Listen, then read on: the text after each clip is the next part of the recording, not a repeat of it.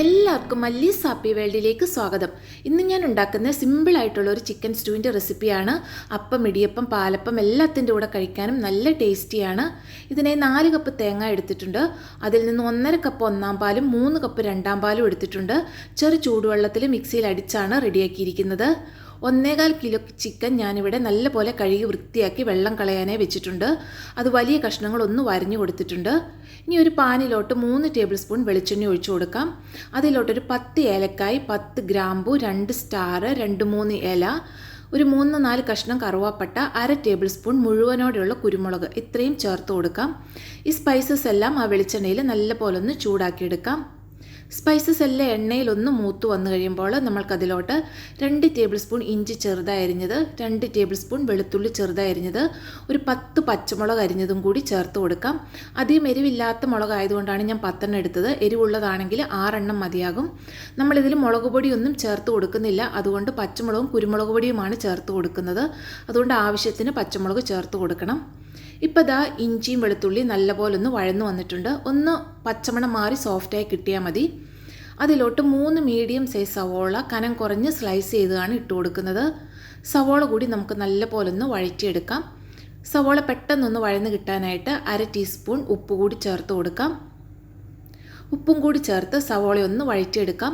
സവോളയും brown colour ആകണ്ട. അങ്ങനെ colour ആയാലും നമ്മുടെ കറിയുടെ കളർ മാറിപ്പോകും. നല്ലപോലെ ഒന്ന് സോഫ്റ്റായി പച്ചമണം ഒന്ന് മാറി കിട്ടിയാൽ മതിയാകും. ഇപ്പോൾ ഇതാ സവോള നല്ലപോലെ ഒന്ന് സോഫ്റ്റായി പച്ചമണമൊക്കെ ഒന്ന് മാറി വന്നിട്ടുണ്ട്.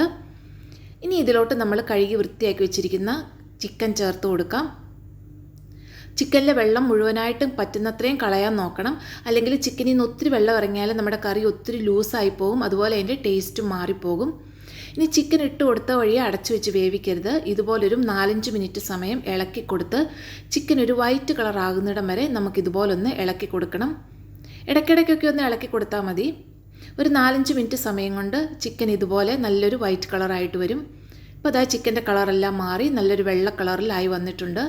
ഇതുപോലെ ഒന്ന് ആകുന്നിടം വരെ നമ്മളൊന്ന് ഇളക്കി കൊടുത്തോണ്ടേ ഇരിക്കണം. ഒരു മീഡിയം ഫ്ലെയിമിലിട്ട് നമുക്ക് ഇളക്കി കൊടുക്കാവുന്നതാണ്.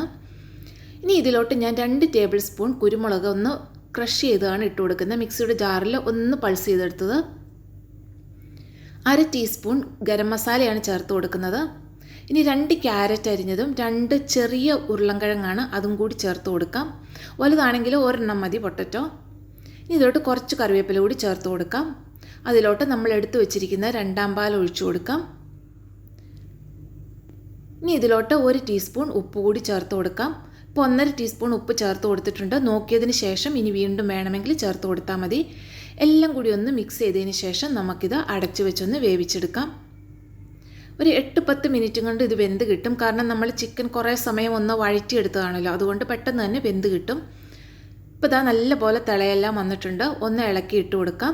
ഇതുപോലെ ഒന്ന് ഇളക്കി ഇട്ട് കൊടുത്തതിന് ശേഷം ഇതിന് ഉപ്പും എരിവും ഒക്കെ പാകമാണോ എന്നൊന്ന് നോക്കണം. നമ്മുടെ കയ്യിലുള്ള മുളകിൻ്റെ അനുസരിച്ചും കുരുമുളകിൻ്റെ അനുസരിച്ചും എരിവ് ഇത്തിരി വ്യത്യാസപ്പെട്ടിരിക്കും. ഇപ്പോൾ ഇതാ എനിക്ക് എരിവ് കുറവായി തോന്നിയുകൊണ്ട് ഞാൻ 1 ടീസ്പൂൺ കുരുമുളക് പൊടിയാണ് ചേർത്ത് കൊടുക്കുന്നത്. കുരുമുളക് പൊടി കൂടി ചേർത്ത് കൊടുത്ത് നല്ലപോലെ ഒന്ന് ഇളക്കി മിക്സ് ചെയ്യാം. ഉപ്പെല്ലാം പാകമായിരുന്നു. ഇനി ഇത് 2 മിനിറ്റും കൂടി ഒന്ന് അടച്ചു വെച്ച് വേവിച്ചെടുക്കാം. നിങ്ങൾക്കിതിലോട്ട് കാഷ്നട്ട് വേണമെങ്കിൽ ഈ സമയത്ത് അരച്ച് ചേർക്കാവുന്നതാണ്. ഞാനിപ്പോൾ കാഷ്നട്ട് ഒന്നും ചേർത്തിട്ടില്ല. സിമ്പിളായിട്ടുള്ളൊരു ചിക്കൻ സ്റ്റൂ ആണ്. ഇപ്പോൾ ഇതാ നമ്മുടെ ചിക്കൻ നല്ലപോലെ വെന്ത് ഉപ്പും എരിവും ഒക്കെ പാകമായി വന്നിട്ടുണ്ട്.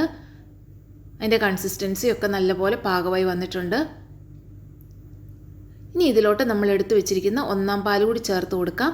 ഒന്നാം പാൽ ചേർത്ത് കൊടുത്തതിന് ശേഷം തിളപ്പിക്കരുത്. നല്ലപോലെ ഒന്ന് മിക്സാക്കി എടുത്താൽ മതിയാകും. നമ്മൾ തേങ്ങാപ്പാലിൽ ചിക്കൻ വേവിച്ചെടുക്കുമ്പോൾ അത് കുറച്ച് പിരിഞ്ഞതുപോലെയൊക്കെ ഇരിക്കും. അത് കുഴപ്പമില്ല. ഈ ഒന്നാം പാലും കൂടി ചേർത്ത് മിക്സ് ചെയ്യുമ്പോൾ അത് കറക്റ്റായിട്ട് വന്നോളും. ഇനി ഇത് നമുക്ക് അടച്ചു വയ്ക്കാം. ഇനി ഇതിലോട്ട് ഞാനൊന്ന് കാച്ചി ചേർക്കുന്നുണ്ട്. അതിനായിട്ട് ഒരു പാനിലോട്ട് കുറച്ച് വെളിച്ചെണ്ണ ഒഴിച്ചു കൊടുക്കാം. അതിലോട്ട് കുറച്ച് ചെറിയ ഉള്ളി, ഒരു 8-10 ചെറിയ ഉള്ളി അരിഞ്ഞതാണ് ചേർത്ത് കൊടുക്കുന്നത്. 3-4 പച്ചമുളകും കുറച്ച് കറിവേപ്പിലയും കൂടി ഇട്ട് കൊടുക്കണം. ആദ്യം ചെറിയ ഉള്ളി ഒന്ന് മൂപ്പിക്കാനായിട്ട് ഇട്ട് കൊടുക്കാം. ചെറിയ ഉള്ളി ഒന്ന് മൂത്ത് വരാറാകുമ്പോൾ ഞാൻ ഇതിലോട്ടൊരു 4-5 കാഷ്നട്ട് അതൊന്ന് ഡെക്കറേറ്റ് ചെയ്യാൻ വേണ്ടി ഇട്ട് കൊടുത്തതേ ഉള്ളൂ. അതിലോട്ടൊരു 4-5 പച്ചമുളകും കുറച്ച് കറിവേപ്പിലയും കൂടി ഇട്ടൊന്ന് വഴറ്റിയെടുക്കാം. ഇപ്പോൾ ഇതാ നമ്മുടെ ചെറിയുള്ളിയെല്ലാം നല്ലപോലെ ഒന്ന് വഴന്നു വന്നിട്ടുണ്ട്. ഇനി നമുക്കിത് കറിയിലോട്ട് ചേർത്ത് കൊടുക്കാം. ഇപ്പോൾ ഇതാ ഞാൻ കാച്ചിയതെല്ലാം കറിയിലോട്ട് ചേർത്ത് കൊടുത്തിട്ടുണ്ട്. ഇനി ഇതൊരു 10 മിനിറ്റ് സമയം അടച്ചു വെച്ചതിന് ശേഷം വേണം മിക്സ് ചെയ്യാനായിട്ട്. ഇപ്പോൾ ഒരു 10 മിനിറ്റ് എല്ലാം കഴിഞ്ഞിട്ടുണ്ട്. ആ നല്ല മണമെല്ലാം കറിയിലോട്ട് വന്നിട്ടുണ്ട്. ഇനി നമുക്കിതൊന്ന് ഇളക്കി മിക്സ് ചെയ്തെടുക്കാം. ഇപ്പോൾ ഇതാ നല്ലപോലെ ഒന്ന് മിക്സ് ആയിട്ടുണ്ട്. ഇത് ഇരിക്കും തോറും നല്ലപോലെ കുറുകി വരുന്നൊരു കറിയാണ്. നമ്മൾ തേങ്ങാപ്പാലൊക്കെ ചേർത്തിരിക്കുന്നതുകൊണ്ട് എല്ലാവരും ഒന്ന് ട്രൈ ചെയ്ത് നോക്കുക. നല്ല ടേസ്റ്റി ആയിട്ടുള്ള കറിയാണ്. വീഡിയോ ഇഷ്ടമായെങ്കിൽ ചാനൽ സബ്സ്ക്രൈബ് ചെയ്യുക, ലൈക്കും കമൻറ്റും ചെയ്യുക. എല്ലാവർക്കും നന്ദി. താങ്ക്